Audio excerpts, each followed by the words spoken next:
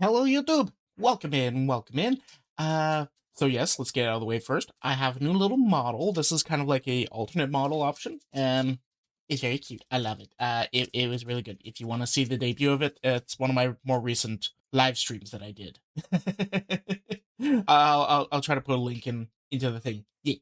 But aside from that, we're here with CJ the Champ. We're checking out how Musashi destroyed the Baki universe again.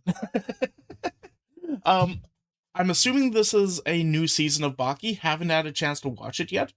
I'm not too worried about spoilers. I already know how Musashi goes down. I know he does some pretty heinous crap, and I know, it's the Baki universe. Stupid shit's going to happen. More increasingly stupid shit's going to happen. More stupid shit's going to happen. And then finally, something else stupid is going to happen, and you're just going to be laughing the entire time. It's great. So let's watch CJ crash out over it.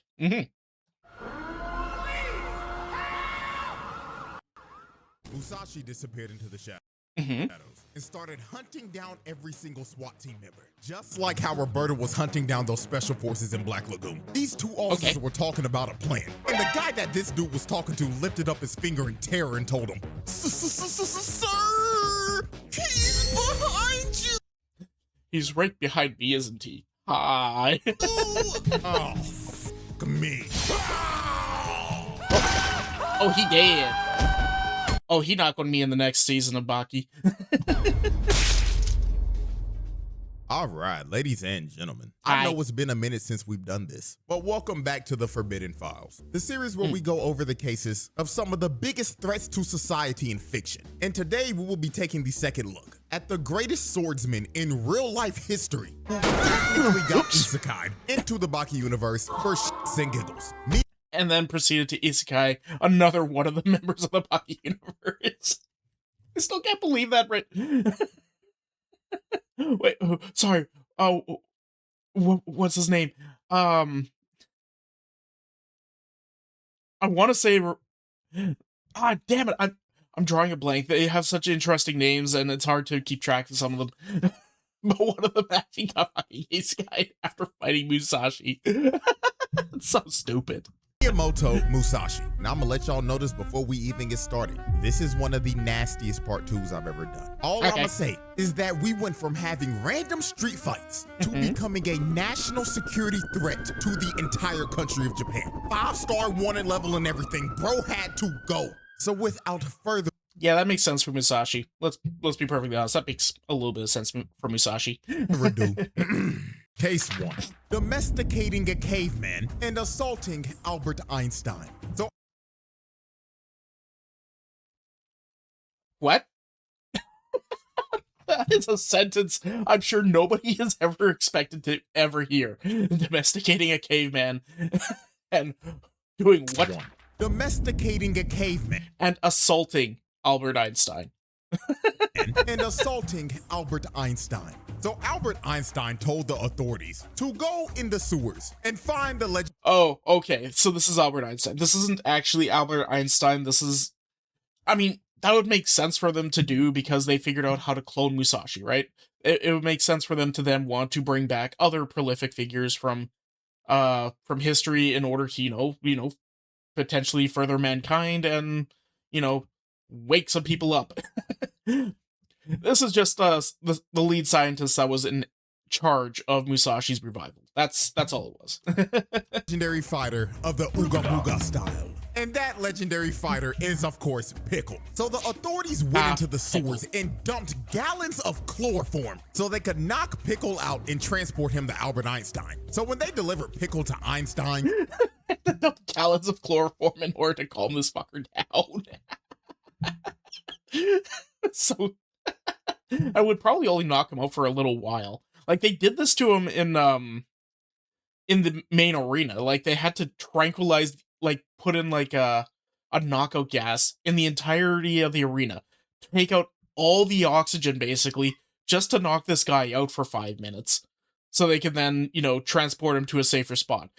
They keep having to do that to this guy. And he started to inspect his body, Tokugawa pulled up with Musashi behind him. And Musashi did not waste a single second when he saw Pickle. He walked up to him immediately, lifted his hand up, and slapped the shit out of him. And he didn't even stop with one. He winded his hand up one more time. We're gonna have slappies now. 5 fingers out in full open palm and slapped the taste out of Pickle's mouth. So Musashi tells everyone that he was just trying to wake him up. And he was impressed that Pickle took 2 slaps to the face and didn't even flinch. So to really make Pickle wake up, Musashi tried to slit Pickle's throat. And this finally got him to wake up. So Hey, who using weird telekinetic throat cutting techniques on me? Stop that. Stop that. I don't like this. when the legend of Ooga Booga awoke from his slumber, he looked dead at Musashi. And his first instinct was to eat this nigga. So he lunged in with the Ooga Booga bite. But Musashi shoves his hand in his mouth, then proceeds to cut Pickle like 50-something times. But since Pickle is literally built different, none of Musashi's strikes actually cut him. They only... And also, you know, Pickle doesn't understand what you mean by you're cutting him with imaginary swords. For this ability to really probably work, you have to have somebody that has thought process of how, you know, martial and combats work and all that, and aha, I've already cut you like 4 times. Pickle's like, what's 4? bruised him. So after their first confrontation, they decided to change stages and go to a testing room that could withstand the fight that they were about to have. Now, Albert Einstein was not about to let this This is the stupidest shit I've ever seen. happen, because he thought that these two were such great scientific achievements that having them fight would be a detriment to science. So this nigga pulls out a Glock and straight up says, "Oh, all right, now everybody calm down. Now you know damn well I can't have nobody touching my nigga Pickle like that. So tell Musashi to bag up, or I'll switch his ass down and Swiss cheese your ass to Tokugawa." So while Albert... For one, adorable that you think that that works in this universe. Guns are useless in this universe, period. Bar none. No questions asked. They're garbage. And 2, you've already seen these people doing stupid shit all the time, and you have no choice in any of what is being in anything that's happening ever. Why do you think you're going to have a choice in this now? But Einstein was holding up the room at gunpoint. His wrist ends up getting dislocated, and he gets mind shredded by Musashi. Einstein literally felt himself die. And then while Musashi had the gun, he was like, my. So is this the weapon you use in the modern day to switch down your enemies? Then this crazy bastard proceeds to shoot 2 bullets right in between Tokugawa and some random scientist. Like if this man was off by just a little bit, these 2 would be dead. Now after Musashi traumatized Albert Einstein and had him sitting in the corner looking like he got put in time. Just put Joe in the corner, put a broom behind him so he can't leave. That's just mean. I'm out. Pickle and Musashi started round 2 of their fight. So Pickle lunges in with the Ooga Booga kick. But Musashi hits him in his calf once and had Pickle screaming in pain. So then he went in for a rising Ooga uppercut. But Musashi cuts him across his chest. The rising Ooga uppercut. The Ooga Booga cut. Making him feel excruciating pain again. So Pickle decided to revert back to factory reset. Delete all user settings, calibration files, 3D LUT files, CDL files, and restore the factory defaults. A reboot will be required. Yes? No. Settings. And he gets in his stance where he's on all 4s. So he lunges at Musashi and slams him into the wall. And they end up having a test of strength. But Musashi, knowing that... What is that mouth? What is this mouth shape? That is... that is an interesting mouth shape. Mouth shape. He's got going there. Definitely, you can definitely tell he's trying. It's just interesting to see. It's very pointed in the middle. And Pickle had way more brute strength than him. Decided to use that big brain and show off that battle IQ. So he plants his feet on the wall and launches his head into Pickle's face. And he he ended up pinning down the legendary fighter of the Ooga Booga style. Doesn't Pickle have the ability to have a headbutt match with a Triceratops and win? What do you mean Musashi was able to headbutt Pickle into the ground? What do you mean? That doesn't make any sense. Pickle had a one-on-one bite-off with freaking Jack Hanma. And what, okay? What do you mean he was able to be headbutt down into the ground? That doesn't work. But you see, Musashi wasn't satisfied with his victory because he craved more violence. So he proposed that they have a rematch. And in this rematch, he would be able to use his actual swords. And he wanted Pickle to be completely starved of food. He wanted to fight him in his most feral state possible. So this was basically going to be another fight to the death. One of these dudes were not walking away from this. So now we fast forward to the final round. And the moment Musashi walked into the ring, Pickle lunged at him with... So wait, this is going to be another battle to the death with Ratsu. How did I forget Ratsu's name? Oh my god, I feel like an idiot. But anyway, so this is going to be another battle to the death. And I know that this isn't where Musashi dies, right? I know he technically does die when he's in an actual sword fight. I know that much. So does Pickle actually die in this one? That seems weird. Also, what is the anatomy going on right here?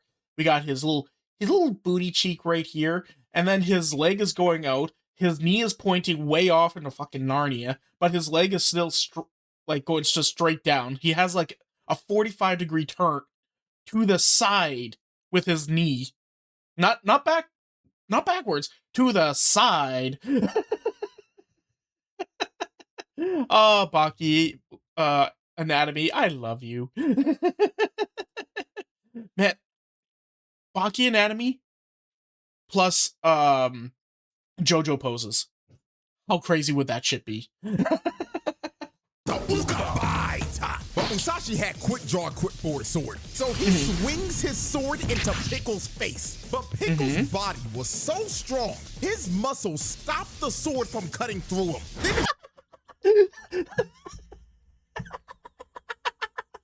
I love that face. What the hell?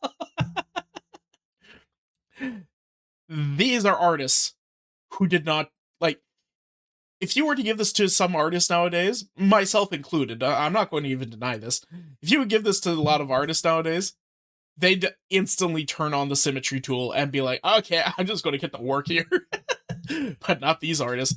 This is not symmetrical at all, and that's perfect. That is perfect for what they wanted to do with this. Then he swung a Uga right hook and sent Musashi across the ring.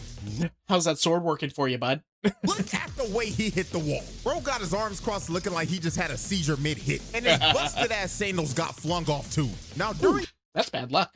This fight, Pickle started showing everybody firsthand human evolution. This dude picked the sword up that Musashi hit him with and started swinging the sword. We were literally watching this man evolve in front of our eyes. Pickle finally got the Humanity 2.0 update. So Pickle tried to swing the sword on Musashi, but Musashi cut his eye with his hand, then grabbed his sword and cut Pickle 6 times. Twice in the elbows, twice in the shoulders, and twice in the knees. He strategically went for the most important joints in the body. Now after Musashi slept... Those are, like, the only... Well, there's 2 more joints.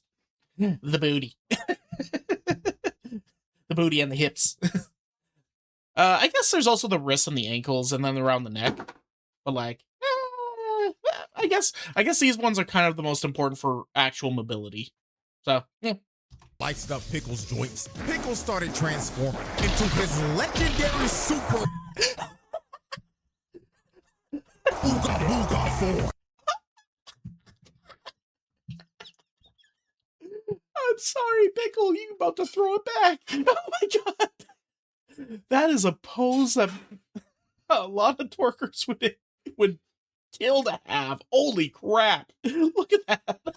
For one final strike. So Pickle lunged at Musashi just for him to slice both his wrist and his ankle, taking out the rest of his important joints. And after that decisive strike, this fight was over. and Pickle did the unthinkable. This man saw Musashi as a giant prehistoric hornet, and he was a predator that he could not beat. Oh yeah, I believe that. Yeah, that's right. That's right. When he looked at Jack Hanma, he also saw a wasp, but only because it's like after killing the wasp and eating it, it still hurt him immeasurably, right? That was kind of the idea behind it. So he sees Musashi as another hornet or wasp, and he's like, okay, no, I don't want to deal with this one. I don't like this thing. So he started trembling in fear and hopped on all fours and left. Pickle ran away. He did not want any more smoke from Musashi at all. The man who dominated everybody in the arc before this, and a slayer of one of Truck Coon's avatars, ran away like a bitch. Musashi domesticated this nigga. So after Musashi traumatized Pickle and turned him into a house dog, the next person that stepped up to Musashi was Mr. I'm gonna protect everyone. Yeah, this guy is the one that, I'm pretty sure, okay, wait. We're only just starting. Huh. Motobe. Maybe now, he doesn't die here. Motobe fought Musashi like he had something to prove. And I low-key wish I seen the signs before the fight. Because tell me why this man hit the Triple H water spit before the fight with a bottle of Hennessy. This is a nigga that has nothing to lose. I should have known he was gonna whoop his ass just off of this. Now, he came into this fight like Batman. Bro's prep time for this was insane. He had a whole game plan to take this man out. So before they start, Motobe offers Musashi a cigarette, and he wants to sit down and have a lung cancer session with him. But Musashi, being up to date with modern commercials, has seen all the no smoking ads, and he refuses because this man already died from lung cancer once. Wait. Miyamoto Musashi died peacefully of natural causes, believed to be lung or thoracic cancer. Really? That's fancy. Well, not fancy, that sucks, but like, interesting touch. That's cool. That's a really cool like little touch that they added in. Huh. This is actually how he died IRL. Also, he figured out that Motobe poisoned the cigarettes the whole time. So Musashi flicks the cancer stick back at Motobe, but Motobe clocks Musashi with the bottle of Henny, scarring his face, then shoves all that nasty ass tobacco down his mouth. So after Motobe put Musashi on his ass, he just started using every weapon you could think of. First thing he did was throw a flashbang at his ass. Then when he was flashed, he came in with a mace and started clocking his shit. He hit him so hard he lost his back teeth. So after he was done beating his ass, Puppy with a mace. Puppy with a morning star. The old ball and chain. Interesting. I thought Motobe was going to go in there with, oh, that's right. Motobe knows that he can't beat Musashi in an actual sword duel. Because Musashi, that's the whole point about Musashi. He is the ultimate swordsman. Motobe might be a modern practitioner of the sword and might be one of the best swordsmen of modern day, but he still doesn't match Musashi, and he knows this. So why fight fair? And also, in this arena, there are no rules, and the only rule of no weapons was taken out because they wanted Musashi to be able to fight at his strongest. Yep, well, there we go. As with the mace, he pulls out a short spear and lunges in at him and tries to shank him. Now Musashi cuts the spear in half, but Motobe countered and kicked his teeth down his throat. Then he pulled out brass knuckles with some spikes on them and rocked him with the right hook. Motobe was whooping that ass. He actually had this man Musashi sweating. Now, while Musashi looked like he was knocked out on his knees, he ended up slicing Motobe down the gut. But Motobe, with all that Batman prep time, planned for this if it ever happened. Because under his clothes, he had a whole set of chainmailed armor. So even though Musashi still cut through it, it weakened the blow. So since Motobe's whole torso was wrapped in armor, Musashi tried to go for the weakest parts of the body. So he sliced Motobe's wrist and basically severed his hand from his arm. His hand well, shit. was hanging on by one muscle fiber. Then he took his ankles. Then after his legs gave out, Musashi cuts him right down the shoulder blade. But while Motobe was on critical health and 1 HP, Baki yelled, "Stop the fight." And this distracted Musashi. So Motobe took advantage of this and tackled Musashi. Then when he got Musashi on the ground,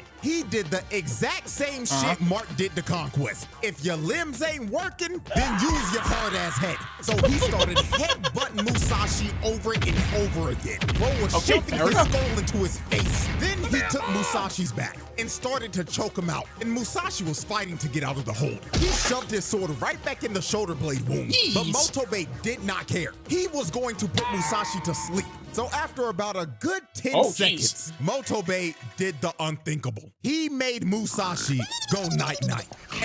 Nip-nap time. Nip-nap time. No more. Go sleep now. Won the fight. Motobe was the first man in history to beat this nigga. It only cost you both your feet and one of your hands. But you know what, buddy? You did it.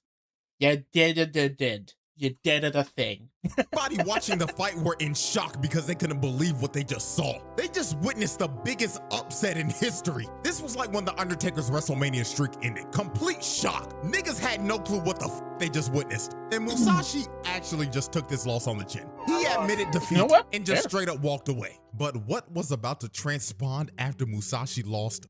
I love how they just fully define his booty. It's like there is all. It is fully defined right there. And he's wearing pants that should not be defining it at all. Period. None. They're baggy pants. They're extremely baggy. They don't sit around the booty like that. He basically has given himself a full-on wedgie right now.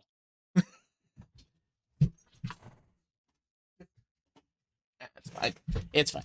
Was complete chaos and was going to change the entire country forever. Case Violence 2, time. declaring war on Japan. So after Musashi took his first ever L, he went on The Tonight Show to get interviewed by bootleg Jimmy Fallon. And the reason why he did this, I'ma be real with you, I don't know. But what this man was about to do to bootleg Japanese Jimmy Fallon was going to make him the most wanted man in Japan. So Jimmy goofy ass started. Oh no. Oh no, brothers. Get out of there. Get out of there. Start asking, oh yeah, so you're the legendary Musashi Miyamoto. But I mean, you gotta be LARPing, right? Oh, the cosplay looks great, my man. But we all know Musashi's been dead for like 400 years, so we all know you're not the real one, so you could drop the act. So after Jimmy told Musashi to quit LARPing, Musashi stood up out of his seat. And his invisible sword was visible to everybody. Even on the TV broadcast, you could see it. Then Musashi told Jimmy, excuse me, sir, but what is LARPing and what the hell is cosplay? Is this what you modern people call rage bait? Because I think I just took it. So Musashi... Is this rage bait? Because I'm grabbing it. Tastes like disrespect. Musashi, clearly taking this as disrespect, decided to show Jimmy that he was the real deal. So he sliced Jimmy right down the middle on live TV and knocked his ass out cold. Okay, he's fine. He just got knocked out and mild assault, right? He'll be fine. He'll be fine. But he's that's not good to do. The entire world to see. So after he knocked out Jimmy Fallon live on his show, they put an arrest warrant out for Musashi because he technically assaulted a man live on TV. So the cops pulled up to Tokugawa's estate and surrounded him. Now the investigator came up to Musashi and told him, Mr. Miyamoto Musashi, you are under arrest for the assaultation of Jimmy Fallon. So after... And I'll do it again. After the investigator told him he was under arrest, Musashi just smirked at him and told him, okay, I'll come. That is, if you can take me or not. So he draws his sword and cuts their batons in half. Then he blitzes the investigator and crushes his eye. Then all the other cops... I don't know if that was a crush of the eye. I don't know if that was a crush of the eye. That looked more like just a light little poke to the face. Granted, yes, a light little poke from any of these main characters in Baki will result in basically a normie's entire existence being caved in and imploded on. But I mean, like, it looked like a little poke. It looked like a little poke. Maybe a little blood popped out, but it's just because his cheek got cut. It's fine, his right? Eye. Then all the other cops tried to surround him, but they all got taken out with one hit. They didn't stand a chance at taking this man in. So after Musashi dropped 6 cops and crushed a investigator's eye. Okay, never mind. His eye's gone. Yeah, no. Yep, sorry, bud. Sorry, I tried to defend you, but my logic was not strong enough. They officially put a 5-star wanted level on this man's head. They had the SWAT team and the JSDF on his ass. He was the most wanted man in Japan. And since he was wanted and thought he was at war, this is when Musashi became completely unhinged. Because now he was done with knocking people out. Now if you approached him, he was gonna kill you. And the first example of this is when the investigator pulled back up to him. Now, I don't know if bro had a big ass set of balls or if he was just stupid. It can be both. We all know that it can be both.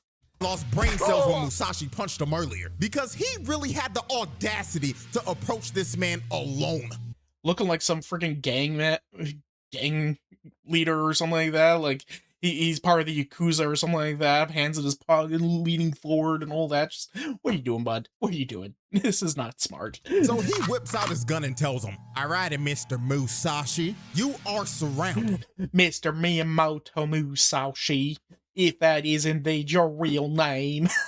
And there's no way out of this one. We got 100 officers in riot gear ready to beat your ass. Okay. So it would be best for you if you would just come along quietly. So Musashi, seeing the Brother, this is Baki. This guy's on the same level as Yujiro Hanma in a lot of ways. And you guys know damn well you need an entire army to take out Yujiro. What makes you think you need any less for Musashi? Investigator whipped out a gun, signaled to him that he was trying to have a duel. So he told the investigator, "Okay then, let's see if you could shoot me on the count of 3. 1, 2. Just pull the trigger on 1. That's all you have to do. Let's see if you can. Let's see if you can shoot me on the count of 3. 1, bang.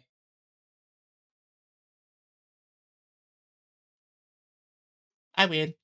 3. What in the name of fuck? And when this man sheathed his sword, the investigator got split in half. It was a perfect cut. He evenly distributed his body into 2 serving sizes. And the cut was so clean, he also split the gun. So after he split the investigator in 2, he goes up on top of the bridge and is confronted by a 100-man riot squad. Let's see here. 1, 2, 3, 4, 5, 6, 7, 8, 9, 10. 1, 2, 3, 4, 5, 6, 7, 8, 9, 10. 101. 101-man riot squad, thank you. So the leader tells everybody to surround him. And he tells Musashi, "We know you could cut through almost everything, but we got something." Not almost. He can cut through everything. Actually, wait, no. He can't cut through Pickle's muscles. Nope, you did that as well. No, there's very little muscles around the joints. So yeah, no, couldn't cut through Pickle's muscles.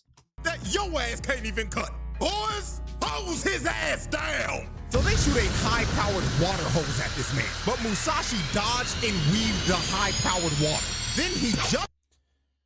You can't cut through water, motherfucker. I just don't get hit by the water. Onto the truck and split the truck in 2. And after he split the truck in 2, I'm sorry, every time. Truck and Hold on. split the truck in 2. They love just making sure that there's always going to be a point where they're emphasizing that booty every single time. And after he split the truck in 2, the officers had no clue what the hell to do. They were terrified of bro. So the leader pulls out a taser and starts to tase Musashi. And this taser was 500,000 volts. And just for reference, a regular taser is only 50,000. So okay, makes sense. Yeah, no, that does make sense. Apparently, though, there's actually a huge chunk of the population that are just straight up immune to tasers, though. And unfortunately, Musashi has a very high pain tolerance. Ooh. This taser was lethal. You could literally see his skeleton. So Musashi ended up falling to the ground. And the captain continued to tase bro. He had a smile on his face and everything. I ain't gonna lie, just looking at this, they might have to go back and look at bro's body cam history because... Just a little bit. Just a little bit. Might want to double check that body cam history. I don't trust this nigga at all. He got to the point where the other officers had to stop him. So he finally let go of the trigger. And all of the policemen thought... Honestly, though, might have been like... The guy probably was like, guys, I read the script. None of us come out alive if I let go of this trigger, okay? As soon as I let go of this trigger, none of us are alive anymore. Do you understand this? I read the script. Let me hold that trigger. He cut a car in half. He cut the investigator in half. Let me hold the trigger. That Musashi was dead. But about 5 seconds later, when they were all surrounding him, they heard, well, shit. Y'all motherfuckers just tried to fry me like some chicken. And every officer pissed their pants. Simultaneously, They could not believe this man was alive. So Musashi sprung up and threw the taser off of him. Then while the captain was still pissing his pants. Hey, fun fact about tasers. They take a very long time to reload, and once you get those little diodes out, it can't do nothing anymore. Musashi swung his sword and decapitated the captain. So, remember that script thing? Yeah.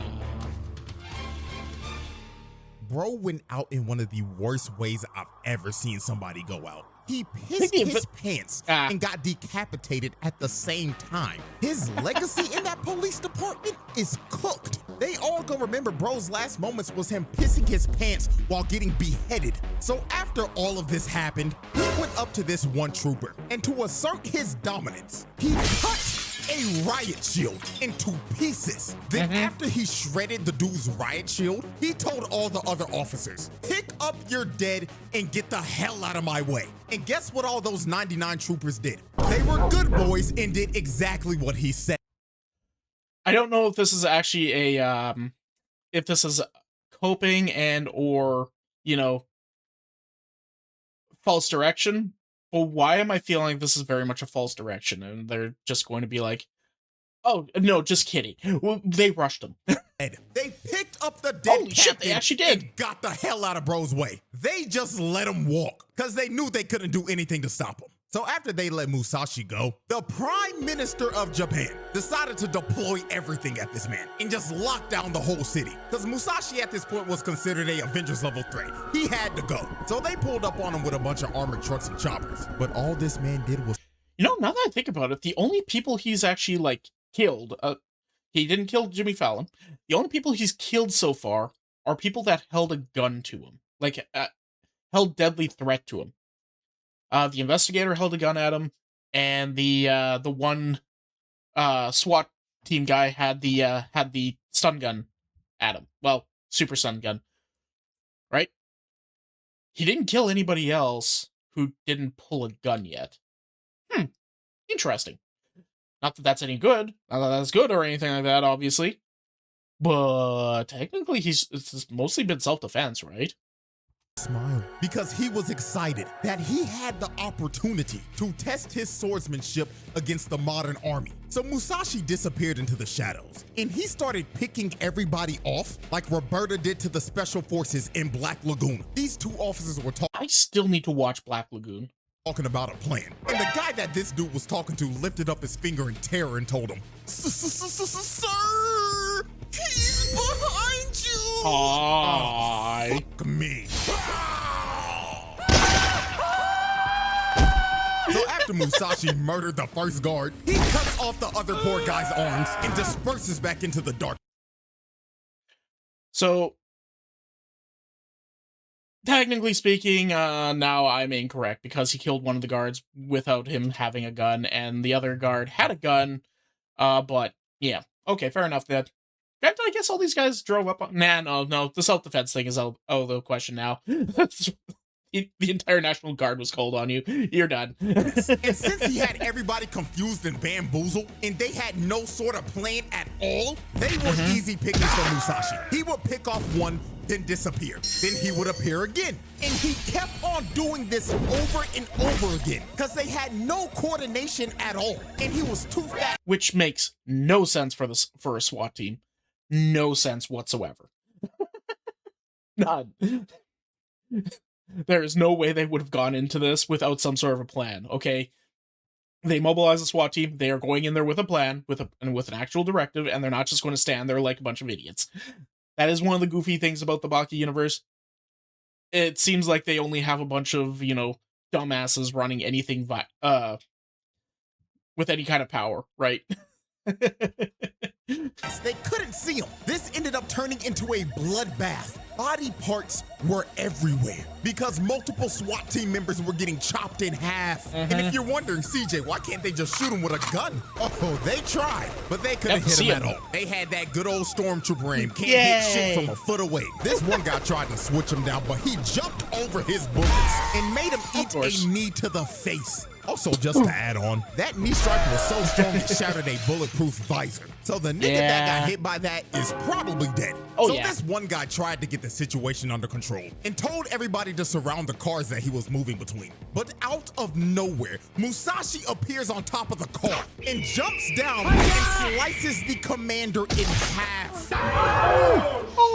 So after Musashi cut the commander down, he yelled to everyone again, collect your dead, mount your chariots and leave. And guess what they did? They were also some good boys. They all ran away, got in their armored trucks, and left because they valued their lives. They was not about to throw their life away like everybody else. And just off of this scene alone, this man took out like 5 SWAT team squads, bro. So after Musashi dismantled the police force, they came to the conclusion that their best option to stop Musashi was to rely on a 20-year-old that looks like he's 40. They begged Hanayama to fight Musashi because they knew he was durable enough to take multiple. Look, guys, look. We sent like 10 SWAT teams after this guy, and they all got mowed down. So, Mr. Hanayama, I know you had a very busy day at high school, but could you go and stop this guy for us, please, pretty please, with cherries on top, please? Just what the hell? What the hell? Sword swings. So Hanayama confronted Musashi in Shibuya. And since this is a Baki universe, you know every single NPC stopped what they were doing to watch this fight on the side of the street. So big body Hanayama charged up his first punch and threw it right at Musashi's face. And look at this impact. He literally indented his whole fist into Musashi's face before sending him flying down the street. So after Hanayama laid out Musashi, he picked up his whole body with one hand and winded up another massive punch. Oh yeah. So he swung at Musashi, but he blocked it with his blade. But even though a whole sword was in Hanayama's fist, he didn't give a damn. No, this is Hanayama, okay? He literally was forced to chomp down on a bunch of bullets and didn't give a shit. See all these scars on like his cheeks and all that? This was in like the first couple episodes. He fought a dude who shoved a bunch of bullets into his mouth and made him bite down on them to make him explode. He lost a whole chunk of both sides of his cheeks. He didn't care. He did not care. Hanayama doesn't care. He got all that toughness. This is what you would expect a barbarian to be in D&D, right? This is what you want a barbarian to be. Somebody who doesn't care about dodging, they take the hits. They just take the hits. Fuck Dex. I don't care about Dex. I just need to hit you once. He threw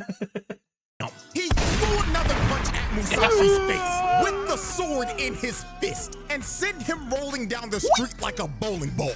Then this man, being such a gentleman, decided to hold out his fist and say, "My fault, OG. I forgot to give you your sword back and shit." So he ripped the katana out of his fist and chucked it at Musashi. And Musashi caught it at point blank range. Yeah. Now after this, Hanayama had an uppercut coming from hell, and Musashi dodged and proceeded to cut Hanayama's back a total of 5 different times. Now, ooh, thank you. Another part of Hanayama's little backstory is that when he got when he came into power, he got a fancy tattoo on his back to show, hey, you are the representative of our group. And this tattoo is of a dude that protected a whole bunch of children by putting them into a bell and carrying the bell on his back, and took the blows of a whole bunch of basically an entire army in order to protect them. And he's like, awesome. But this tattoo is incomplete. So he goes out and takes on an entire opposing Yakuza team, like an entire Yakuza family, barehanded, naked, dismantled the entire thing, also that he could get a shitload of scars to cut up that entire tattoo and everything, because he was like, What's the point of having a tattoo that shows that I'm protecting everyone? That's pristine and unblemished. I need that thing cut up. Hey, so you did him a favor. You cut up the tattoo a few more times for him. This would have killed anybody else, but obviously Hanayama's built like a tank. So he just turned around and said, "Damn, OG, that kinda stung a bit." So Hanayama wanted to have a test of strength with Musashi. So he grabbed. Okay, this is a bad idea, I'm pretty sure, because I think they wanted to say that Musashi has like the highest grip strength in the entire Baki universe because he's a swordsman and all that. Like even Yujiro couldn't get him to release his sword. That being said, Hanayama is also known for his grip strength. Grabs his hand and just starts to weigh him down immediately. Then he gripped Musashi's face and started crushing it with his gorilla grip ass hands. So it got to the point where Hanayama slammed him on the ground, and it looked like Musashi's eyes were about to pop out of his skull. But when Musashi was trying to gasp for air, he quickly drew his sword and sliced Hanayama straight down the gut. And this finally brought big body Hanayama down to his knees. So after Hanayama got hit with this strike, he had to take a whole time out to wrap his body back up. Hold on a second. So while he was wrapping his bandages back up, Baki just spawned in out of nowhere and said, "Hold on, twin. I got something for you real quick. I brought the motherfucking Henny." So Baki sprayed a bunch of Hennessy on Hanayama and told Hanayama to go cook that fraud. But sadly, this hype me up moment did not work at all. They started fighting again and Musashi cut his back. Then he ended up slicing his face. Then he shoved his sword in his eye. Then spun his body back around. Then finished him off with one more slice to the back. So after he took all of these strikes, Hanayama sat down and he basically gave up because he knew he was cooked. There was no beating this man. So after Hanayama sat down, Musashi came up behind him and tried to take his head. He wanted to really finish the fight for good. But Baki stopped him right before he was about to do it and said, "Hey, OG, you draw that sword on my twin, and I'ma have to kill your ass, OG, you heard?" So Baki challenges Musashi to... You take Hanayama's head, I'm gonna take yours. Hanayama is great. I love Hanayama so much. He's such a fun character in this series. I'm so glad that he and Baki are basically like best friends. One final fight.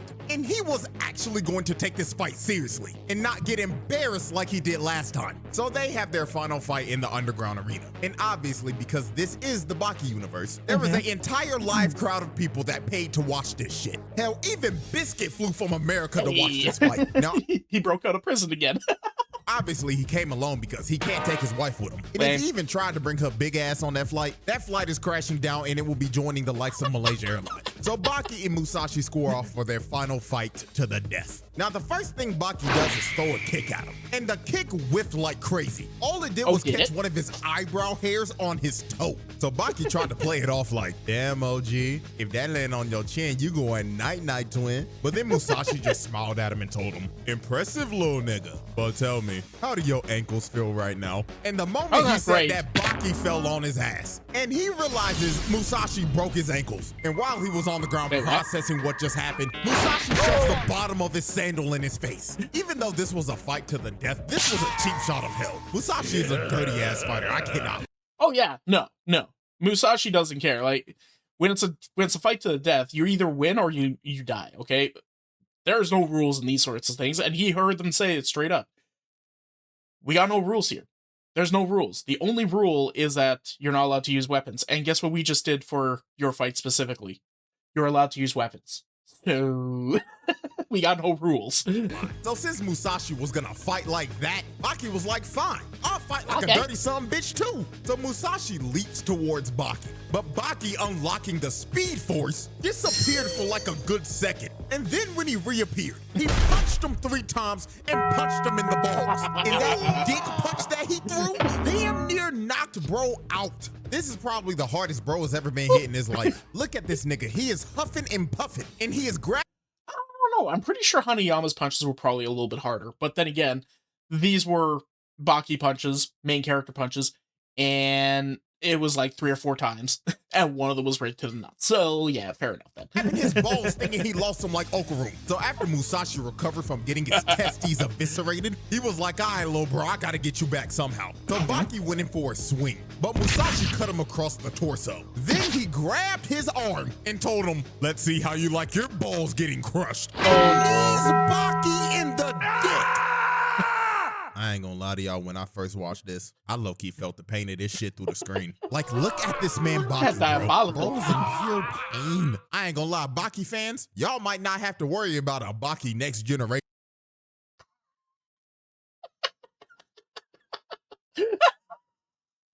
Oh no! Because this nigga not having no kids, the Hama bloodline ends here. So while Baki was walking around holding his shattered jewels, Musashi walked up behind him and sliced him down his back, which made Baki feel his entire upper body getting cut off. Then he shoulder tackled him and sent Baki flying out the ring.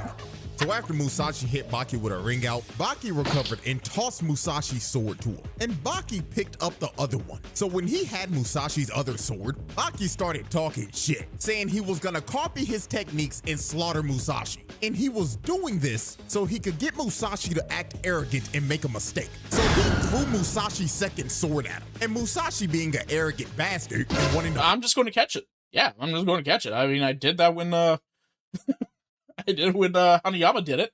Why wouldn't I do it now? I mean, what? far more ore points, catches the sword with his bare hand. And this was the opening that Baki was looking for, because both of his hands were occupied. So he kicks Musashi in the face, and he kicked him so hard, his soul left his body for a good second. So after Musashi's soul returned to his body, Baki went in for his last strike. Now Musashi caught the blade again with his bare hands, but that is exactly what— You keep on occupying your hands like this. Why are you doing this to yourself? Very silly idea. Very dumb. Very bad idea. Bad plan. Baki intended to happen. Because when Musashi was distracted, he gets ambushed by the old freaky ass lady that put the soul in his body in the first place. And she starts to suck the soul out of Musashi. Nigga, this shit nasty. I ain't gonna lie, I can't even commentate this part, bro. I'm getting nauseous just looking at this shit on my screen. So after the freaky ass old lady sucked the soul out of his body, she started doing her voodoo shit like and she releases Musashi's soul, finally putting it into the terror that she brought into this world with her freaky— She was contracted to bring into this world. She was. I'm not putting any fault on her. She was requested, paid, and told, "Hey, we want to bring this dude to life. Are you able to do that? Can you bring his soul back?" And she was like, "Okay, I will do that. It's fine. It costs this much. Okay, good, done, easy." Voodoo shit. And they put Musashi's body in cryostasis. Now you're probably wondering, why are they not burning this nigga? Why are they not burying him? Because these dumbass scientists in Tokugawa's bald ass decided to preserve his body for the name of science. Now, cool, this is a great science experiment. But what's gonna happen if a freaky witchcraft voodoo nigga breaks in and decides to put Musashi's soul back in that body? Then everybody's gonna be— he gonna come back like Thanos and say, "You should have gone for the head." Because these niggas decided to keep his body. Yeah, this is a conquest moment if I ever saw one.